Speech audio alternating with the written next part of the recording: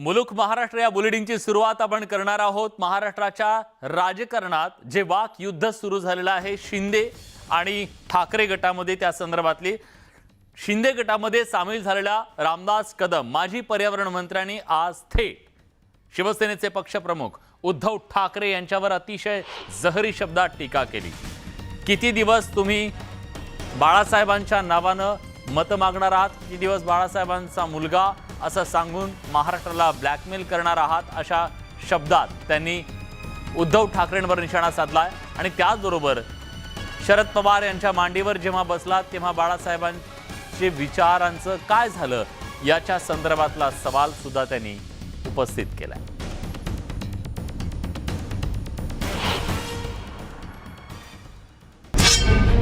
रामदास भाईंचा ठाकरेंवर हल्लाबोल।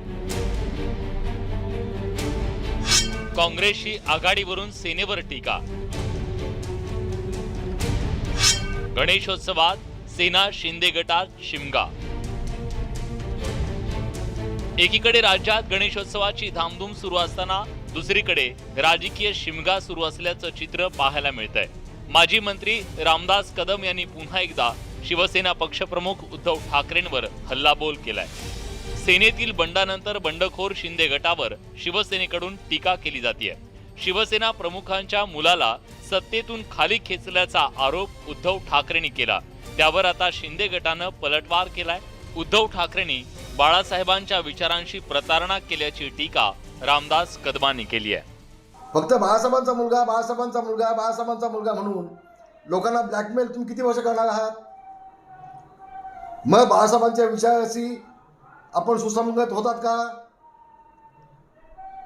बाळासाहेबांचे विचार काँग्रेस आणि राष्ट्रवादीच्या विरोधामध्ये होते। मग शरद पवारांच्या जाऊन मांडीवर बसलात तेव्हा बाळासाहेबांची आठवण तुम्हाला झाली का? का विसर पडला तुम्हाला? शिवसेनेतील बंडखोरीनंतर युवासेना प्रमुख आदित्य ठाकरेंनी राजकीय दौरा सुरू केला। बंडखोर आमदारांच्या मतदारसंघात जाऊन आदित्य ठाकरे रोड शो करतायत। या दौऱ्याला शिवसैनिकांचा चांगला प्रतिसाद मिळत असल्याचं पाहायला मिळतंय। तसंच आता उद्धव ठाकरेही राज्याचा दौरा करणार आहेत। या दौऱ्यावरूनही रामदास कदम यांनी ठाकरे पिता पुत्रावर टीका केली आहे। उद्धवजीला जे मिळालं ते बाळासाहेबांचा मुलगा म्हणून, आदित्यला जे मिळालं तो उद्धव ठाकरेचा मुलगा म्हणून पक्षप्रमुख आम्ही केलंय ना, त्याचं काय? म्हणून आता तुम्ही महाराष्ट्रामध्ये फिरताय। अरे पण काय झालं तुम्ही 8 वर्षामध्ये? आजारपणा होता महिना, 1.5 महिना, 2 महिने, फक्त भावनात्मक डायलॉगबाजी करायची आणि ब्लॅकमेल करायचं हे त्यांनी थांबवलं असं मला वाटतं। रामदास कदमांनी महाविकास आघाडी सरकारच्या कारभारावरही जोरदार टीकास्त्र डागलंय। वादळानंतर उद्धव ठाकरेंनी कोकणवासियांना कोणताही आर्थिक दिलासा दिला नसल्याचा आरोप त्यांनी केला। रामदास कदमांच्या या आरोपाला शिवसेनेनं जोरदार प्रत्युत्तर दिलंय। प्रत्येकाच्या वडिलांची पुण्याई त्याच्या बरोबर असते। तुम्ही काय बाळासाहेबांचं नाव घेताय? बाळासाहेबांच्या मुलांनी नातवानी त्यांचं नाव घेऊन किंवा बाळासाहेबांच्या मुलाबरोबर नातवाबरोबर जनता आहे ही तुमची खरी पोटदुखी आहे। उद्धव ठाकरेंच्या महाराष्ट्र दौऱ्यानंतर आता रामदास कदमही राज्यात दौरा करणार आहेत। या दौऱ्यात ते शिंदे गटाची बाजू जनतेसमोर मांडणार आहेत। त्यामुळे आगामी काळात राज्यात राजकीय सामना रंगण्याची शक्यता वर्तवली जाते। Bureau report, news 18 Lokmat. दरम्यान मातोश्रीला खोके नवीन नाहीत। मातोश्रीत अनेक मिठाईचे खोके आतापर्यंत गेले, अशा शब्दात रामदास कदम यांनी थेट मातोश्रीवर हल्लाबोल केलाय।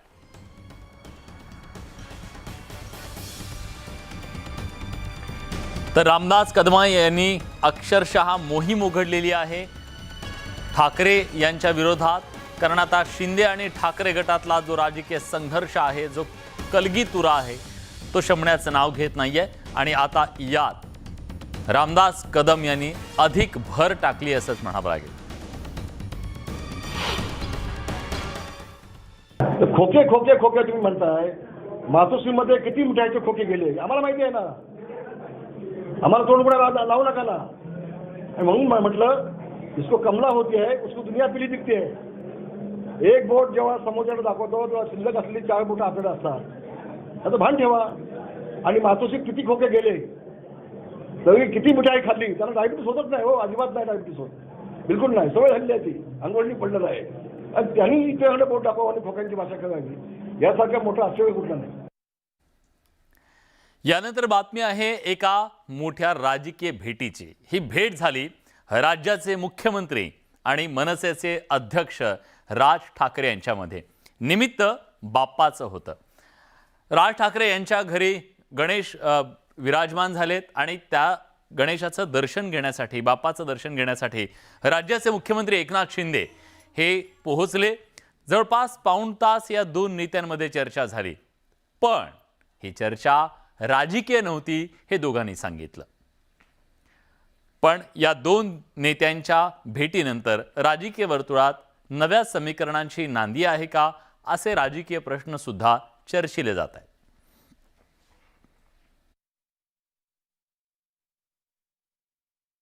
खरं म्हणजे राजकीय चर्चाच झाली नाही, त्यामुळे नांदी कशी ठरेल आणि समीकरण काय. भाई आज एक सदिच्छा भेट होती. मी त्यांचं ऑपरेशन जेव्हा झालं त्याच वेळेस येणार होतो, परंतु आज गणपतीचा योगायोग देखील आहे आणि त्यांचा देखील मला वाटतं आजच विसर्जन आहे. गणपतीचं 1.5 दिवसाचा गणपती आहे, त्यामुळे आज मी आलो. जुन्या आठवणींना उजाळा मिळाला का? बिलकुल दिघे साहेबांच्या आठवणी देखील चर्चेमधून निघाल्या आणि जुन्या आठवणींना देखील उजाळा मिळालेला आहे. शेवटी आम्ही सगळेजण बाळासाहेबांच्या मार्गदर्शनाखाली, सानिध्यामध्ये सगळ्यांनीच काम केलेलं आहे. त्यावेळेस देखील राजसाहेबांनी देखील बाळासाहेबांच्या मार्गदर्शनाखाली महाराष्ट्रामध्ये काम केलं. येणार आहेत मुंबईत, आपण त्यांची भेट घेणार आहात का? हा, आता ते देशाचे गृहमंत्री आहेत आणि शिवसेना भाजप युती आहे. आपल्याला माहिती आहे सरकारच्या पाठीमागे जे आज मजबूत सरकार जे स्थापन झालेलं आहे शिवसेना भाजप युतीचं, त्याच्या मागे प्रधानमंत्री महोदय आणि गृहमंत्री महोदयांचं योगदान, शुभेच्छा आहेत. त्यांनी आम्हाला सांगितलेलं आहे राज्याच्या प्रगतीसाठी, विकासासाठी केंद्र सरकार पूर्णपणे खंबीरपणे पाठीशी उभं आहे. गणपती बाप्पा ही बुद्धीची देवता, पण काही लोकांना अधिक ह्या बाप्पानं जास्त आशीर्वाद देणं गरजेचं आहे, कारण त्यांची बुद्धी कुठं गेली आहे असा प्रश्न हा व्हिडिओ बघितल्यानंतर तुमच्या लक्षात येईल. ही घटना मुंबईतल्या मुंबापुरीमधली आहे. मुंबईतल्या मुंबादेवी परिसरामध्ये गणपतीचा मंडप उभारण्यावरून एका महिलेला मारहाण करण्यात आल्याचा हा व्हिडिओ सध्या प्रचंड व्हायरल होतोय. मारहाण करणारी व्यक्ती मनसेचा उपविभाग प्रमुख असून त्याचं नाव विनोद अर्गिले असल्याचं कळतंय. या प्रकरणी महिलेनं पोलिसात तक्रार दाखल केली आहे.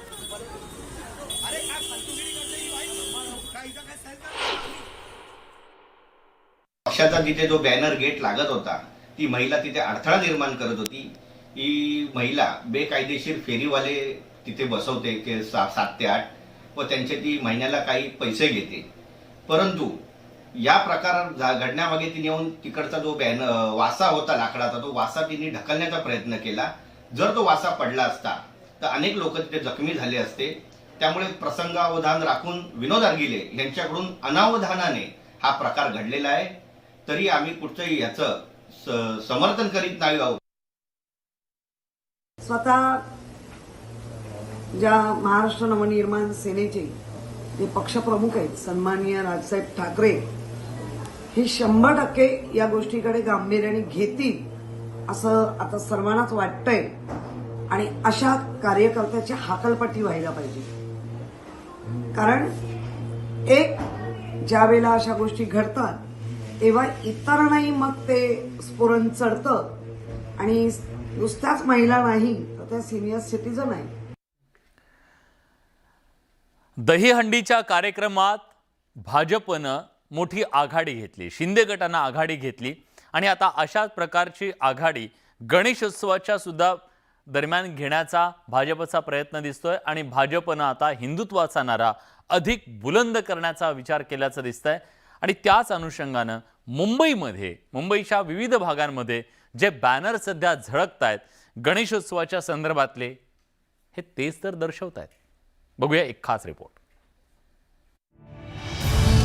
भाजपचा निवडणुकीचा श्री गणेशा. गणेशोत्सवात भाजपचे होर्डिंग. दहीहंडीनंतर गणेशोत्सवात बीएमसीचं तोरण. पालिका निवडणुकीसाठी ठोकला शड्डू. दहीहंडीत भाजपनं मुंबईसह ठाण्यात चांगलीच आघाडी घेतली होती. आता गणेशोत्सवातही भाजपनं पुन्हा एकदा बाजी मारली आहे. आपलं सरकार आलं, हिंदू सणांवरचं विघ्न टळलं, असे होर्डिंग्ज मुंबईभर लावण्यात आले आहेत. भाजपनं आक्रमक हिंदुत्वाचा पुरस्कार केल्याचं यामधून स्पष्ट होत आहे. हिंदू मतदारांना सणाच्या माध्यमातून संदेश देण्यात आलाय. तर दुसरीकडे गणेशोत्सवात आघाडीवर असणारी शिवसेना राज्यातल्या सत्तांतरानंतर बॅकफूटवर गेल्याचं दिसतंय. मात्र भाजपनं अधिक आक्रमक भूमिका घेतली आहे. कारण मुंबईत भाजपचाच महापौर विराजमान करायचा यासाठी जोरदार प्रयत्न सुरू आहेत. यावेळेला महापालिकेमध्ये भारतीय जनता पक्षाचा महापौर आणायचा आहे आणि तो 100% येईल. शिवसेनेनं भाजपच्या होर्डिंगचा चांगलाच समाचार घेतलाय. तर भाजप स्वतःची पाठ स्वतःच थोपटून घेतं असा टोला काँग्रेसनं लगावला. हे जेव्हा बॅनर फडकले गेले तेव्हा लोकांच्या प्रतिक्रिया मी ऐकले. म्हणजे उगाचाच सांगायचं म्हणून नाही.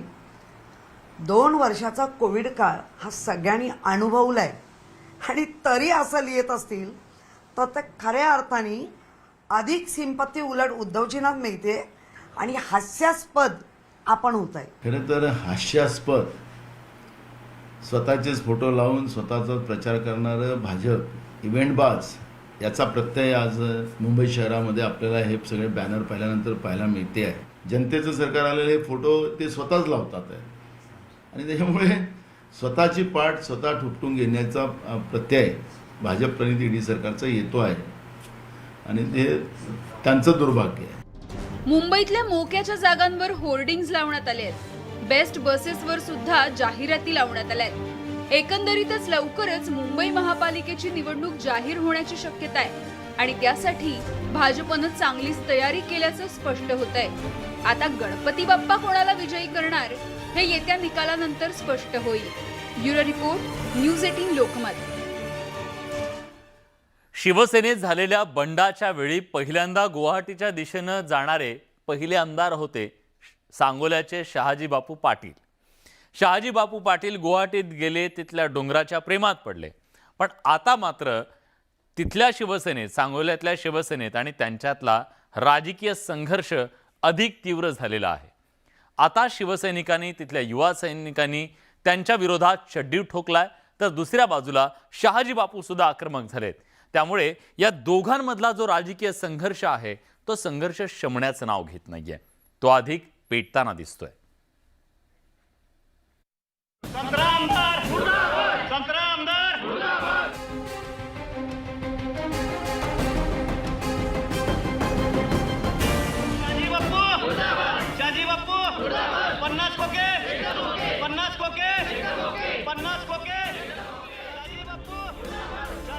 शिवसेना आणि युवा सेनेच्या कार्यकर्त्यांनी आमदार शहाजी पाटलांच्या विरोधात आक्रमक भूमिका घेतली आहे. रस्त्यावर उतरून बॅनरच्या माध्यमातून शहाजी पाटलांवर निशाणा साधण्यात आलाय.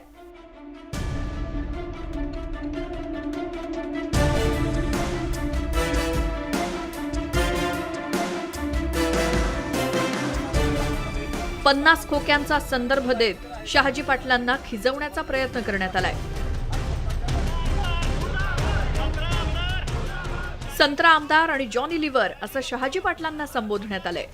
शहाजी पाटलांच्या दौऱ्याची करमणूक दौरा अशी देखील खिल्ली उडवण्यात आली आहे.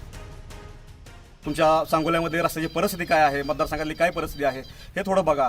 आणि तुमच्यासारख्या अशा लोकांना जर मंत्रिपद दिलं तर हे महाराष्ट्राची काय परिस्थिती होईल. महाराष्ट्र हा देश धडेल लागेल. एक मी युवा सेनेच्या वतीनं एक शिंदे सरकारला एक विनंती करतो की तुम्ही मंत्रिपद देताना एक व्यवस्थित आमदारांना मंत्रिपद द्या आणि तुमच्या एक आमदारांना शहाजीबापू असतील, ह्या शहाजीबापूला थोडं एक समज द्या की थोडं बोलताना थोडं तुम्ही व्यवस्थित बोला. शिवसेना आणि युवा सेनेच्या आंदोलनावर आमदार शहाजी पाटील यांनी तिखट प्रतिक्रिया दिली. मला बांधकाम करण्याचा प्रयत्न चालू आहे आणि याचं सूत्र सगळी मुंबईतून हालत आहेत याची मला जाणीव आहे. परंतु अशा ह्या गोष्टीकडे मी लक्ष देणार नाही. माझ्याविषयी नाहक अशी आणि बदनामी करू नये. आणि अशा बदनामीमुळं माझ्या राजकारणावर कुठलाही परिणाम होणार नाही. आमदार शहाजी पाटील यांनी शिंदे गटात जाण्याची भूमिका घेतल्यानंतर सोलापूर जिल्ह्यातील राजकीय वातावरण तापायला लागलंय.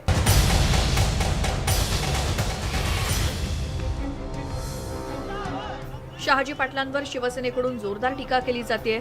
आंदोलनासोबतच सोशल मीडियावर सुद्धा युवा सेनेनं आमदार शहाजी पाटील यांच्या विरोधात आघाडी उघडली आहे. आता शहाजी पाटलांनीही आक्रमक भूमिका घेतली आहे, त्यामुळे हा राजकीय संघर्ष सुरूच राहणार असल्याचं स्पष्ट होत आहे. वीरेंद्रसिंह उत्पात, न्यूज 18 लोकमत, पंढरपूर. काँग्रेसचा भविष्यातला अध्यक्ष नेमका कोण? काँग्रेसचा कारभारी कोण? हा देशाला पडलेला प्रश्न. त्या प्रश्नाचं उत्तर कदाचित महाराष्ट्राच्या मातीतून मिळण्याची शक्यता आहे.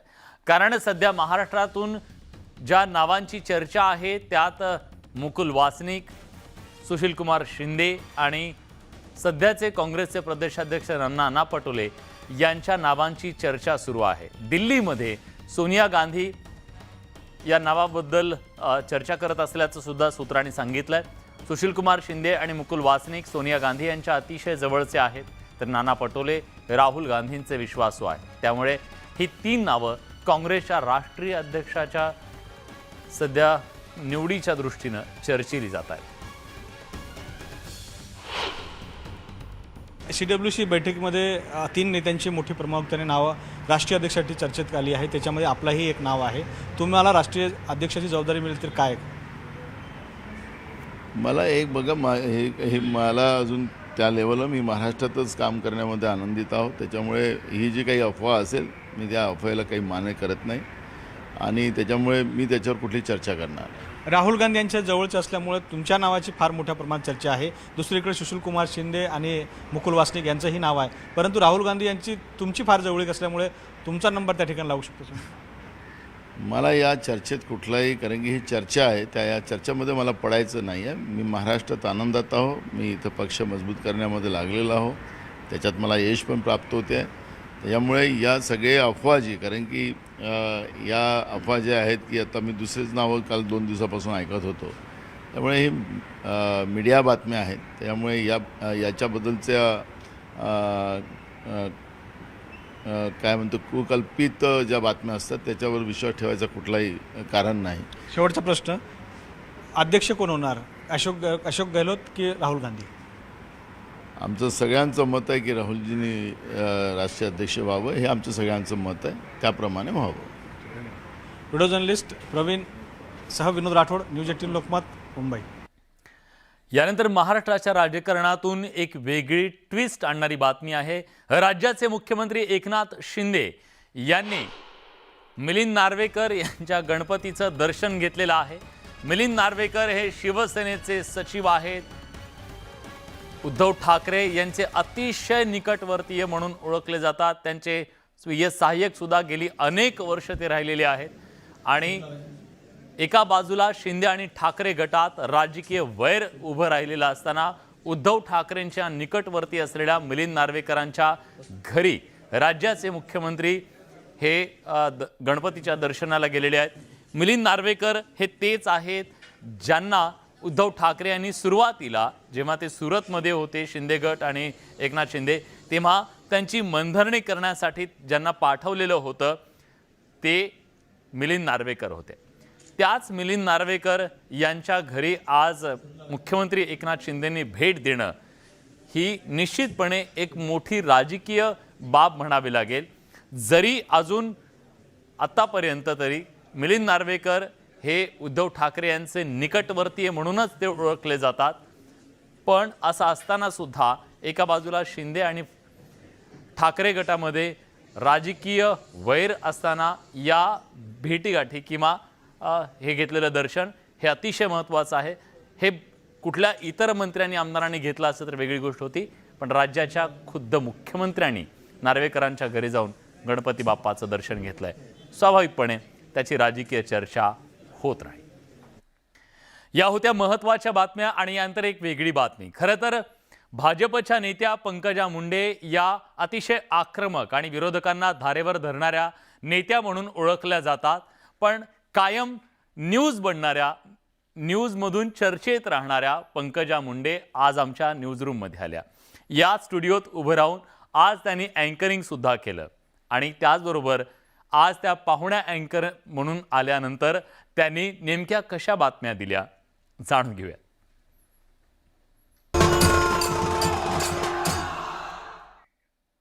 तर बाप्पा मोरया रे या विशेष सेगमेंटमध्ये मी विशाल पाटील आपल्या सगळ्यांचं स्वागत करतो आणि खास असलेलं सरप्राईज आज तुम्हा सगळ्यांच्या नजरेसमोर आहे आणि माझ्यासोबत आज बातम्या देणार आहेत माझ्या सहकारी.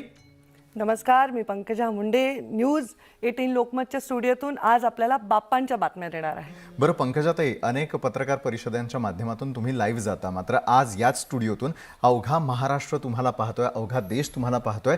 तर अँकरिंग संदर्भामध्ये काय वाटतं या क्षणाला आणि मग त्यानंतर लगेच आपण बातम्यांकडे वळणार आहोतच. खरं तर मी या स्टुडिओमध्ये खूप इंटरव्ह्यू दिलेले आहेत, अनेक वेळा मी मीडियाला फेस केलेलं आहे, पण अँकरिंग म्हटलं की थोडेसे माझे हातपाय थंड व्हायला लागतात, कारण हा खरंच टफ जॉब आहे आणि मला असं वाटतं की आज तुम्ही मला ही संधी दिलेली आहे, त्याचं बघू मी काय करते. नक्कीच पंकजाताई, याचं सोनं करणार यात कुठल्याही प्रकारची शंका नाही. तर या पुढील सर्व बातम्या पंकजा मुंडे आपल्यापर्यंत पोहोचवणार आहेत. तर पंकजाताई, गणेशोत्सवातल्या बातम्यांना सुरुवात करूयात. येस, नमस्कार. आज 1.5 दिवसाच्या गणपती बाप्पाचे विसर्जन होत आहे. या पार्श्वभूमीवर मुंबई पोलिसांनी चौपाट्यांवर कडक बंदोबस्त ठेवलाय. त्याचप्रमाणे CCTVच्या माध्यमातून चौपाट्यांवर पोलिसांकडून लक्ष ठेवलं जात आहे. वाहतूक कोंडी होऊ नये यासाठी पोलिसांनी खबरदारी देखील घेतलेली आहे.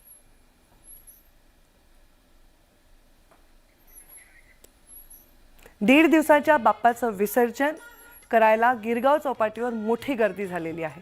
यंदा सागरी सुरक्षा अत्यंत गांभीर्याने घेतल्याचं चित्र जागोजागी पोलिसांचा मोठा बंदोबस्त दिसतोय. तर आकाशामध्ये घिरट्या घालणारं हेलिकॉप्टर देखील सुरक्षेसाठी तैनात करण्यात आलेलं आहे. गिरगाव चौपाटी परिसरातून याचा आढावा घेतलाय प्रशांत बाग यांनी. बाप्पा येणार याच्या आगमनाची तयारी करणारा प्रत्येक गणेश भक्त त्याच्यासाठी अत्यंत दुःखदायक जर कोणती असते असेल तर बाप्पाला निरोप देणं. आता गिरगाव चौपाटीवर आपण आता आहोत. आपण बघतोय की प्रचंड मोठी गर्दी या ठिकाणी या समुद्राच्या विशाल अथांग डोहामध्ये आपल्या बाप्पाला निरोप देण्यासाठी म्हणून आलेले सगळे गणेश भक्त. 1.5 दिवसाचा गणपती याचं आज पहिलं विसर्जन आणि मुंबईतलं हेच विसर्जन करण्यासाठी म्हणून वेगवेगळ्या प्रकारची सुरक्षा यंत्रणा सुद्धा या ठिकाणी तैनात करण्यात आली आहे. पोलीस असो कोणी असो आज बाप्पाची वाट बघत होते आणि बाप्पाला आता विसर्जन करताय. हो, 1.5 दिवसाचा गणपती आहे आमचा मंडळाचा. आज त्याचं विसर्जन दुःखाची बातमी आहे पण आनंदाची पण बातमी आहे की आम्ही त्यांच्या घरी पाठवतोय. त्या गोष्टीची आनंद आहे आणि त्याला आम्ही सुखाने आणलं आणि सुखाने पाठवतोय. गणेश मूर्ती विसर्जनासाठी ठाणे महानगरपालिकेच्या वतीने शहरामध्ये कृत्रिम तलावांची निर्मिती करण्यात आली आहे. याच तलावांमध्ये 1.5 दिवसांच्या मूर्तीचे विसर्जन करून ठाणेकरांनी एक वेगळा आदर्श निर्माण केलेला. याच दिवशी सांगतायत आमचे विशेष प्रतिनिधी अजित मांढरे. आपल्या लाडक्या बाप्पाला निरोप द्यायला सुरुवात झालेली आहे. मी ठाण्यातल्या प्रसिद्ध अशा तळावपाली परिसरामध्ये आहे. इथं तुम्ही पाहिलं तर घरगुती गणपतींची संख्या जी आहे ती जास्त असते 1.5 दिवसाच्या गणपती बाप्पाच्या उत्सवादरम्यान आणि मोठ्या संख्येने घरी जे आहे गणेश भक्त जे आहेत ते आपल्या घरी गणपती बाप्पांचं विराजमान करतात, गणपती बाप्पाची तिथं स्थापना करतात. हे अशा पद्धतीनं जो तळावपाली परिसर आहे इथे हा तलाव आहे, पण त्यातल्या त्यात एक कृत्रिम तलाव देखील या ठिकाणी बनवला गेलेला आहे आणि त्या कृत्रिम तलावातच या मूर्तींचं विसर्जन केलं जातं आणि मोठ्या संख्येने म्हणजे जवळपास 20 ते 25,000च्या संख्येने ठाणे शहरामध्ये गणपती बाप्पांचं विसर्जन केलं. आता आपण पुण्यात थेट जाऊया. आपल्या चंद्रकांत फुंदे आपले न्यूज 18चे तिथे रिपोर्टर आहेत त्यांच्याकडे. सर चंद्रकांत, आज काय चालू आहे पुण्यामध्ये? कसा उत्साह आहे बाप्पाच्या 1.5 दिवसाच्या विसर्जनाचा? ताई, आपल्याला माहिती आहे आज 1.5 दिवसाच्या बाप्पाला भावपूर्ण निरोप दिला जातोय पुण्यामध्ये. आता मी मुठा नदी काठावरती, मी आता दृश्य दाखविली मुठा नदी काठावरची. सगळे पुणेकर मोठ्या भक्तिभावाने आपल्या बाप्पाला अखेरचा निरोप देण्यासाठी आलेले आहेत. खरं तर पुणेकर 10 दिवस बाप्पांना आपल्या घरी ठेवू इच्छितात, पण सगळे नोकरदार वर्ग असतो, त्यामुळे रोज ते सगळे विधिवत पूजा करणं शक्य होत नाही. म्हणून 1.5 दिवसाच्या बाप्पाला आज ते भावपूर्ण निरोप दिसताना आपल्यासोबत हे पुणेकर आहेत. काय सांगाल तुम्ही, बाप्पाला निरोप देताना काय भावना आहे? खूप हे वाटतंय, म्हणजे इच्छा होती की 10 दिवस ठेवावं म्हणून, पण ठेवता आला नाही काही कारणामुळे. मुलगी पण लहान आहे. इथे सगळ्या सुविधा आहेत का पालिकेत? हो आहे. यानंतर बातमी आहे मराठा आरक्षणाच्या संदर्भातली. मराठा आरक्षणाचा मुद्दा पुन्हा एकदा राज्यात पेटणार अशी चिन्ह दिसत आहेत, कारण मराठा क्रांती मोर्चानं तसा इशारा दिलाय. मराठा आरक्षण प्रकरणी आज औरंगाबादमध्ये पत्रकार परिषद पार पडली. यावेळी मराठा क्रांती मोर्चानं सरकारला थेट इशारा दिलाय. 15 दिवसात सरकारनं आरक्षणाची भूमिका मांडली नाही तर आगळ्या वेगळ्या पद्धतीनं आंदोलनाला सुरुवात करू असा इशारा मराठा क्रांती मोर्चाच्या विनोद पाटलांनी दिलाय.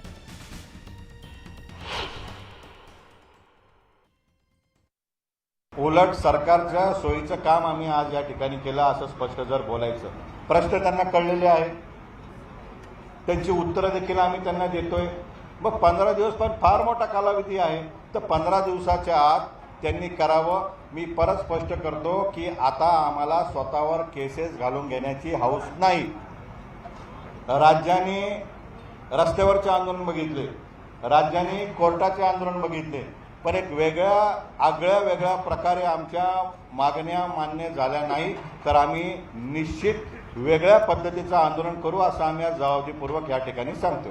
राज्य सरकारला हेच सांगितलंय की मागच्या आयोगाचा इतिहास बघता आणि निवडणुकीच्या तारखा बघता, कारण राज्य करताना खुर्च्या टिकवायच्या असतात आणि विरोधी पक्षाला खुर्चीवर यायचं असतं. त्याच्यामुळे लोकसभेला 17 महिने, विधानसभेला 19-20 महिने, एवढ्यामध्ये आरक्षण तुम्ही कशा पद्धतीने देणार, कशातून देणार? आता राज्यामध्ये ओबीसी आरक्षणाबाबत चर्चा आहे. आम्ही जबाबदारी सांगतो आम्ही ओबीसीच आहे. 1 मराठा लाख मराठा, विदर्भातला मराठा ओबीसी, खानदेशातला मराठा ओबीसी, मराठवाड्यातला मराठा ओबीसी नाही. त्याच्यामुळे 1 मराठा लाख मराठा, फक्त काही नोंदी राहिलेल्या आहे. नव्यानं तुम्ही प्रक्रिया सुरू करणार का? आणि मराठा समाजाचा अभ्यास किती दिवसात तुम्ही कंप्लीट करून घेणार? ओबीसी मध्ये जरी मराठा समाज सरसकट टाकायचा तर त्याला एक रिपोर्ट अहवाल लागतो. तो अहवाल तुम्ही किती दिवसात टाइम टेबल मध्ये करणार? याचाच अर्थ जर रिव्ह्यू मध्ये होणार नाही तर मराठा समाजाला ओबीसी मध्ये अहवाल सकारात्मक आला तर टाकावाच लागेल. त्यामुळे आमची स्पष्ट मागणी आहे, एक रिव्ह्यूचा निर्णय किती दिवसात घेता? जर रिव्ह्यूचा निर्णय तुमच्याकडून होत नसेल तर स्वतःहून कोर्टाला सांगा. हे आमच्याकडून आता शक्य नाही. समाजाला सांगा, आमच्याकडून शक्य नाही. कुख्यात डॉन दाऊद इब्राहिमच्या विरोधात आता NIAनं अतिशय फास आवळायला सुरुवात केलेली आहे. त्याच्यावरती कारवाई करण्याच्या संदर्भात आज एक मोठी घोषणा NIA कडून करण्यात आलेली आहे. दाऊद आणि त्याच्या साथीदारांची माहिती जो देईल त्याला लाखोंची बक्षिसं दिली जाणार आहेत. बघूयात या संदर्भातला खास रिपोर्ट. डी कंपनी NIAच्या टार्गेटवर. दाऊदवर 25 लाखांचं बक्षीस. डॉन दाऊद भोवती फास आवळला. NIA अर्थात राष्ट्रीय तपास एजन्सीनं कुख्यात डॉन दाऊद इब्राहिम कासकर आणि त्याच्या डी कंपनी भोवती फास आवळण्यास सुरुवात केली आहे. दाऊद इब्राहिमची माहिती देणाऱ्याला NIAनं 25 लाखांचं बक्षीस जाहीर केलंय. गुरुवारी NIAनं डी कंपनीतील गुन्हेगारांच्या नावांची यादी जाहीर केली. त्यामध्ये दाऊदसह डी कंपनीतील कुख्यात गुन्हेगारांवर NIAनं इनाम जाहीर केलेला आहे. गँगस्टर छोटा शकील हा दाऊदचा उजवा हात मानला जातो. मुंबईतील डी कंपनीच्या सगळ्या कारवाया छोटा शकील पाहतो.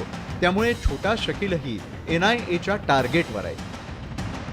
NIAनं छोटा शकीलवर बक्षीस जाहीर केलाय. NIAच्या यादीमध्ये दाऊद इब्राहिमचा भाऊ अनीस इब्राहिम, जावेद चिकना आणि टायगर मेमनच्या नावांचा समावेश आहे. या आरोपींची माहिती देणाऱ्यासाठी NIAनं बक्षीस जाहीर केलेलं आहे. 1993च्या मुंबई बॉम्बस्फोट प्रकरणात टायगर मेमननं महत्वाची भूमिका बजावली होती. दाऊदनं आखलेला बॉम्बस्फोटाचा कट टायगरनं तडीस नेला होता. त्या प्रकरणात टायगर मेमन फरारी आरोपी आहे. आता NIAनं दाऊद आणि डी कंपनीतील गँगस्टर विरोधात मोर्चा उघडलाय. भारतीय तपास यंत्रणांकडून अशा प्रकारे बक्षीस जाहीर करण्याची ही पहिलीच वेळ आहे. विशेष म्हणजे NIAनं दाऊद इब्राहिम वगळता डी कंपनीतील या आरोपींचे जुने आणि नवीन फोटो जारी केलेले आहेत. 1993 मुंबई बॉम्ब स्फोटापासून भारतीय तपास यंत्रणा डॉन दाऊद इब्राहिमच्या मागावरती आहेत. मात्र गेल्या 3 दशकात त्याला जेरबंद करण्यात भारतीय तपास यंत्रणांना यश आलं नाही. खरं तर दाऊद इब्राहिम पाकिस्तानात दडून बसला असून पाकिस्तानची गुप्तचर यंत्रणा ISIचं त्याला सुरक्षा कवच आहे. त्यामुळे त्याची माहिती मिळवण्यामध्ये तपास यंत्रणांना अडचणींचा सामना करावा लागतोय. पण आता NIAनं डी कंपनीची पाळंमुळं खणून काढण्यासाठी प्रयत्न सुरू केले आहेत. ड्रग्ज आणि दहशतवाद्यांना आर्थिक मदत प्रकरणी डी कंपनीचा सहभाग असल्याचे पुरावे NIAच्या हाती लागले आहेत. ISIच्या मदतीनं दाऊदनं दहशतवादाचं एक मॉड्यूल तयार केल्याचा NIAला संशय आहे. तसंच त्यानं पाकिस्तानातील काही दहशतवादी संघटनांना आर्थिक रसद पुरवल्याची माहिती तपास यंत्रणांच्या हाती लागली आहे. त्यामुळेच दाऊद आणि डी कंपनी NIAच्या टार्गेटवरती आलेली आहे. आता NIAनं दाऊद विरोधात मोर्चा उघडल्यामुळे डी कंपनीचे धाबे दणाणले आहेत. Bureau report, news 18 Lokmat. Ahmednagar जिल्ह्यातल्या श्रीरामपुरात लव जिहादचं प्रकरण समोर आलं आणि राज्याच्या राजकारणात एकच खळबळ उडाली. मुलींच्या गायब होण्याचं प्रमाण आणि लव जिहादची चर्चा या सगळ्यामुळे पुन्हा एकदा महाराष्ट्राच्या राजकारणात या मुद्द्यावरून राजकारण पेटलंय.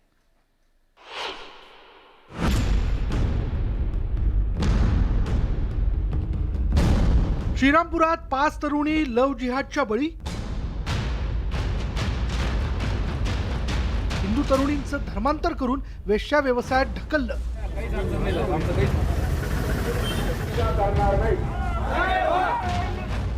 संशयितांच्या अटकेसाठी हिंदुत्ववादी रस्त्यावर. अहमदनगर जिल्ह्यातल्या श्रीरामपुरात लव जिहादची अनेक प्रकरणं समोर येत आहेत. आतापर्यंत 5 तरुणींना प्रेमाच्या जाळ्यात ओढून जबरदस्तीनं धर्मांतर केल्याचं पोलीस तपासात समोर आलंय. एकट्या श्रीरामपूर परिसरातल्या 100 तरुणी लव जिहादच्या जाळ्यात अडकल्याचा आरोप होतोय. काही महिन्यांपासून आम्ही याच्यावर काम करतोय. अतिशय वाईट परिस्थिती श्रीरामपूरची झालेली आहे. जवळपास 100पेक्षा जास्त मुलींना शिवप्रहार प्रतिष्ठानच्या माध्यमातून आम्ही लव जिहादच्या जाळ्यातून बाहेर काढलेले. इतकी भयानक परिस्थिती श्रीरामपूर शहराची आज आहे.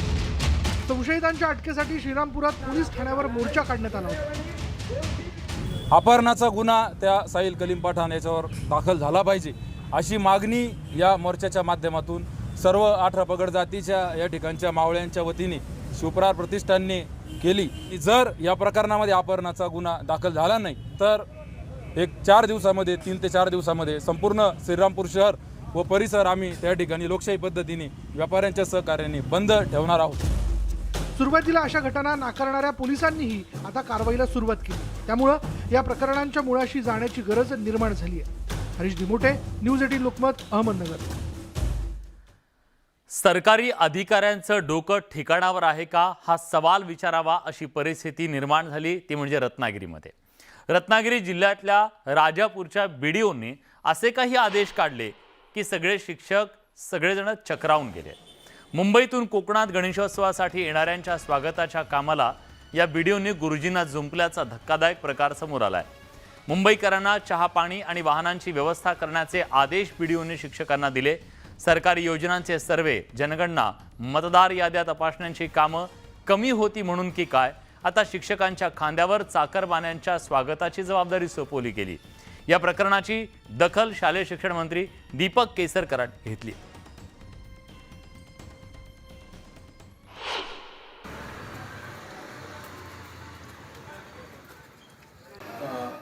शिक्षकांचं काम हे शिकवणं आहे. राष्ट्रीय कार्यक्रमामध्ये त्यांनी सहभागी होणं इथपर्यंत मी समजू शकतो. परंतु अशा तऱ्हेच्या ड्युटीज शिक्षकांना देणं हे योग्य नाही. झालेल्या घटनेची चौकशी होईल. काही ठिकाणी पंचनामे करायच्या कामीसुद्धा शिक्षकांना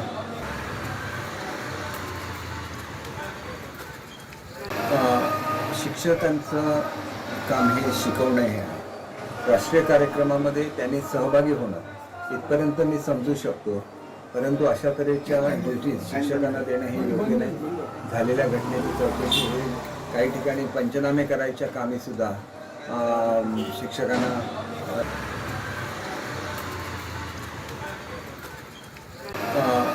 शिक्षकांचं काम हे शिकवणं हे आहे. राष्ट्रीय कार्यक्रमामध्ये त्यांनी सहभागी होणं इथपर्यंत मी समजू शकतो, परंतु अशा तऱ्हेच्या ड्युटीज शिक्षकांना देणं हे योग्य नाही. झालेल्या घटनेची चौकशी होईल.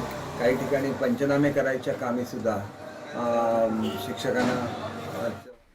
यानंतर बातमी शिर्डीतून आहे. शिर्डीमध्ये मुसळधार पाऊस कोसळला आणि या पावसानं अक्षरशः शिर्डी जलमय झाल्याचं चित्र होतं.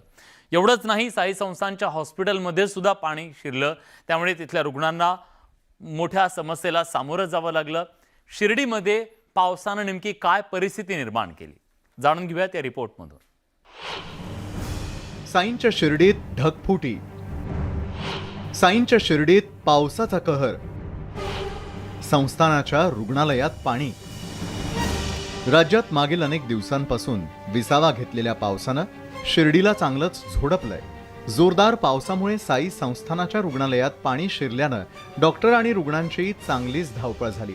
त्यामुळे रुग्णालयात भरती असलेल्या रुग्णांना रुग्णालयाच्या पहिल्या मजल्यावरती हलवण्यात आलंय. सकाळी 6-6:30च्या दरम्यान थोडं थोडं येत होतं पाणी, नंतर मग वाढत गेलं. मग खालचे पेशंटने आम्हाला वरती शिफ्ट केलं, आमच्या सासूबाईला त्यांना. एवढंच नव्हे तर शिर्डीतील रस्ते, कार्यालयं, शाळा आणि घरांमध्ये पाणी शिरल्यानं नागरिकांची मोठी धावपळ झाली. अनेकांची घरं पाण्याखाली गेली आहेत, तर शिर्डीतल्या व्यावसायिकांचंही मोठं नुकसान झालंय. अवघ्या 3 दिवसात शिर्डीत 120 मिलीमीटरपेक्षा जास्त पावसाची नोंद झाली आहे. मुसळधार पावसामुळे शिर्डीतल्या नागरिकांचं प्रचंड मोठं नुकसान झालंय. शिर्डीतल्या व्यापाऱ्यांची दुकानंही पाण्याखाली गेली आहेत. त्यामुळे लवकरात लवकर पंचनामे करून मदत करावी अशी मागणी व्यापाऱ्यांनी केली आहे.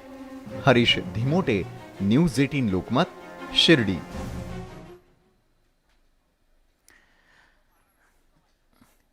यानंतर बातमी आहे एका मारहाणीच्या संदर्भातली. चोर समजून एका युवकाला बेदम मारहाण करण्यात आल्याची धक्कादायक घटना घडलेली आहे.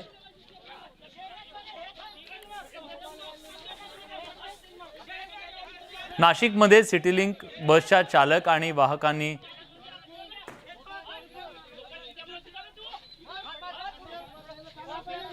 चोर समजून गावातल्या तरुणांना हात चोप देण्यात आले. शेळी चोरीच्या संशयातून ही मारहाण करण्यात आलेली आहे. गोंदियातल्या खडकी बामणी या गावात ही घटना घडली आहे.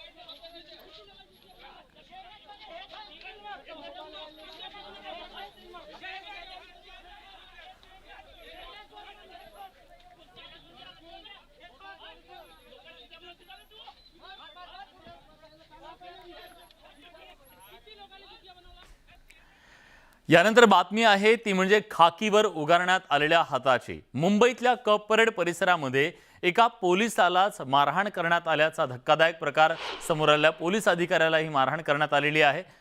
या प्रकरणी नौदलाचे 2 आणि CISFच्या 2 अशा 4 अटक करण्यात आली आहे. पोलीस अधिकाऱ्याला झालेल्या मारहाणीची घटना CCTVत कैद झाली आहे. मिळालेल्या माहितीनुसार हे 4ही जवान कप परेड परिसरात टॅक्सीनं फिरत होते. यावेळी एका जवानानं टॅक्सीत सिगारेट पेटवली. त्याला टॅक्सी ड्रायव्हरनं विरोध दर्शवला. संतप्त जवान आणि टॅक्सी ड्रायव्हर यांच्यात वाद सुरू असताना मध्यस्थी करण्यासाठी गेलेल्या पोलीस अधिकाऱ्यावरच या जवानांनी हात उगारला. मारहाण झाली त्यावेळी हे सगळेजण मद्यधुंद अवस्थेत असल्याचं सांगितलं जात आहे.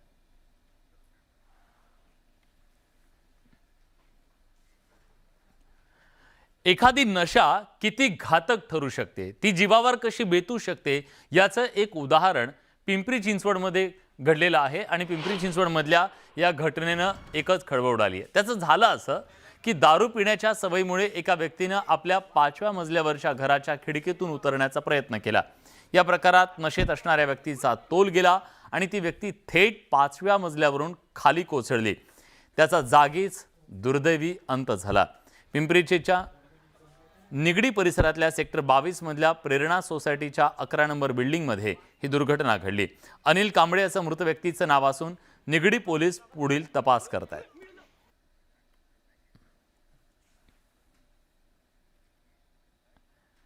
यानंतर बातमी आहे एका हॉस्पिटलच्या कथेची आणि व्यथेचीही. 12 वर्षांपूर्वी या उपजिल्हा रुग्णालयाला सरकारनं मंजुरी दिली. कोट्यवधी रुपयांचा निधी दिला.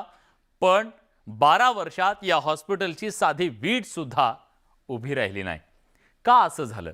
का कोट्यवधी रुपयांचा निधी आजही पडून आहे? कुणामुळे आज ही परिस्थिती आहे आणि का नागरिकांना 100 खाटांच्या त्या उपजिल्हा रुग्णालयापासून वंचित राहावं लागतंय? बघूया न झालेल्या हॉस्पिटलची कथा आणि व्यथा.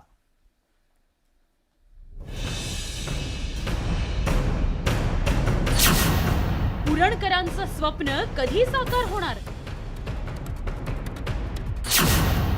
कुणी रुग्णालय देतं का? रुग्णालय 57 कोटींचा निधी केवळ कागदावर. 12 वर्षात एक वीटही रचली नाही. 12 वर्ष उलटली तरी पुरणकरांचा आरोग्याचा वनवास काही थांबण्याचं नाव घेत नाही. कारण 12 वर्षात शासनाला उरणमधील प्रस्तावित 100 खाटांचं उपजिल्हा रुग्णालय उभारता आलेलं नाही. सततच्या पाठपुराव्यानंतर सिडकोनं मल्टी स्पेशालिटी रुग्णालयासाठी जागा दिलेली. द्रोणागिरी नोडमधील बोकडबिरा इथं 6000 स्क्वेअर मीटर क्षेत्राचा भूखंड दिलेला. या भूखंडाची 84 लाख किंमतही शासनानं सिडकोला अदा केली. त्यानंतर सिडकोनं भूखंडाची पाहणी करून 2 वर्षातच रुग्णालय उभारण्याचं आश्वासन दिलं. मात्र आज 12 वर्षांनंतर सिडकोचं हे आश्वासन दिवास्वप्नच बनलंय. निधी अभावी उपजिल्हा रुग्णालयाचं काम रखडल्यानं उरणकरांच्या आरोग्याची हेळसाण होतीये. त्यामुळे नागरिकांकडून संताप व्यक्त केला जातोय. दुर्दैवानं इथं वैद्यकीय सुविधा नाहीत. एकही सुसज्ज हॉस्पिटल इथं उपलब्ध नाही. अक्षम्य असं दुर्लक्ष इथल्या सर्व लोकप्रतिनिधी केलेलं आहे. आम्ही त्याविरुद्ध उपोषण केलं होतं की आम्हाला हॉस्पिटल पाहिजे, परंतु आता झालेलं नाही. ही चूक शासनाची तशी लोकप्रतिनिधींची आहे. सातत्याने या तालुक्यातील जनतेची मागणी राहिली आहे 12 वर्ष इथं रुग्णालय व्हायला पाहिजे. पण अतिशय लोकांच्या तीव्र भावना आहे. आता खऱ्या अर्थात स्थानिक आमदारांनी त्यांच्यासाठी काम केलं पाहिजे. उरण परिसरात JNPA, ONGC, GTPA, BPCL, CIDCO कार्यरत असलेले प्रकल्प वर्षाकाठी 5000 कोटींहून अधिकचा नफा कमवतात. अशा या नफा कमवणाऱ्या शासकीय कंपन्यांना प्रकल्पाकडून 100 खाटांचं मल्टी स्पेशालिटी रुग्णालय उभारण्याकरता निधी उभारण्याचे आदेश तत्कालीन राज्य सरकारने दिले. पण या प्रकल्प आणि कंपन्यांनी रुग्णालयासाठी आतापर्यंत एक छदामही दिलेला नाही. इकडे हुडकोनं निधी दिला तरच रुग्णालय उभारण्याची भूमिका सिडकोनं घेतली आहे. याच कोंडीत हे रुग्णालय अडकल्याचं पाहायला मिळत आहे. बांधकाम विभाग पाठपुरावा सुरू असल्याचं सांगतात, पण या दिरंगाईत रुग्णांची गैरसोय होत असल्याचं चित्र आहे. लोकसंख्येचा विचार केला तर एखादं मोठं रुग्णालय झालं तर ते लोकांच्यासाठी खूप फायदेशीर आहे. एक्झॅक्टली ते प्रोसेस मी पण माहिती घेतली. त्याची जागा, त्याचा लँडमार्क, जागेची मोजणी वगैरे सगळी प्रोसिजर ऑलमोस्ट शेवटच्या टप्प्यात आहे. जिल्हा स्तरावर आता आम्ही त्यांचा फॉलो घेणार आहे. सिडको आणि बांधकाम विभागाच्या भांडणात उरणचं प्रस्तावित उपजिल्हा रुग्णालय मेल्याचं समोर आलंय. आता वेळीच सरकारनं याकडे लक्ष देऊन उरणकरांच्या आरोग्याची हेळसाण थांबवणं अत्यावश्यक बनलंय. प्रमोद पाटील सह bureau report, news 18 Lokmat, Uran, Raigad. हे सगळं व्यवस्था आजारी पडल्याचं लक्षण आहे. जर व्यवस्था आजारी पडली तर व्यवस्थेवर अवलंबून असणारी माणसं कशी जगणार हा सवाल आहे. या बुलेटिनमध्ये आपण इथेच थांबतोय. ताज्या घडामोडींसाठी बघत रहा न्यूज 18 लोकमत.